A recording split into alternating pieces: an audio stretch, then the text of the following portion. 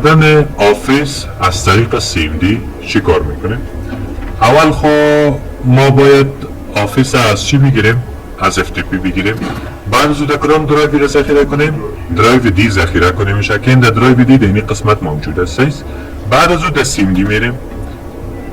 CMD را من حیث ادمین رن میکنیم و در اینجا چند مرحله داره. این اینسترکشن شما براتون گفتیم اینجا. اولین مرحله رن کپی میکنیم، بعد از اون رن از ادمین میکنیم. بعد از اون چی کار میکنیم؟ ما در محیط هستیم، به خاطر از اینکه در درایو دی بریم، دی دو تا نقطه میتیم. دو تا نقطه رو چی میگن؟ کالان میگن، نه؟ دی در درایو دی رفته. سیس در درایو دی باز ما چی داریم؟ در درایو دی CD داریم آفیس 2019. آفیس 2019 رو ما در درایو دی داریم، نه؟ به نام چی است؟ 06 مایکروسافت آفیس 2019. میتونید رینیم کنین به اون چیز، یا اگه رینیم هم نکنین مستقیم میتونید دیگه اونجا برین. چیزی گپه نداره. میگه CD که 06 که بتونی تب که بزنی خودش میاد. 06 تب بزن میاد. دیگه ما چی شدیم؟ داخل شده. بعد از چی کار میکنیم؟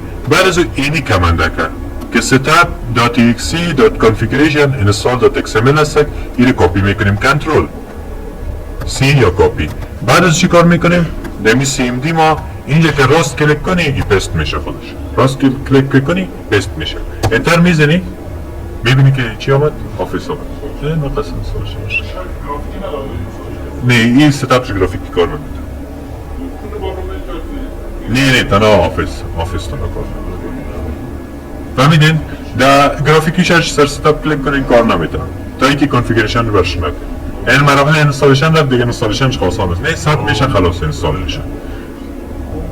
سیس ساده؟